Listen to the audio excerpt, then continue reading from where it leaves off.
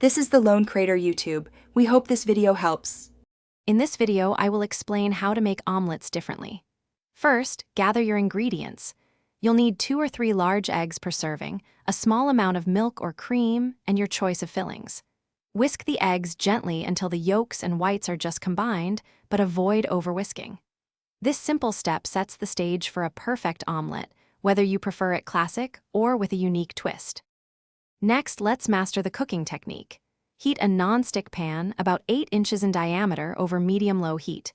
Add a tablespoon of butter or a teaspoon of oil. Once the butter is melted and shimmering, pour in your egg mixture. As the edges begin to set, gently push the cooked egg towards the center with a spatula, tilting the pan to allow uncooked egg to flow underneath. This creates a soft, tender texture.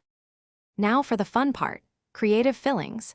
Instead of just cheese, try sautéed vegetables like finely diced bell peppers, onions, or spinach. For a gourmet touch, consider goat cheese with sun-dried tomatoes or smoked salmon with cream cheese and fresh dill.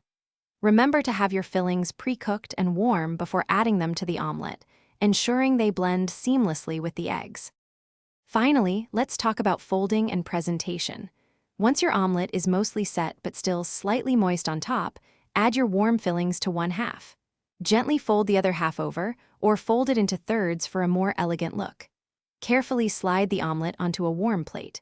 A sprinkle of fresh chives or a dash of freshly ground black pepper adds a professional finish. Enjoy your perfectly crafted, unique omelet. Thanks for watching.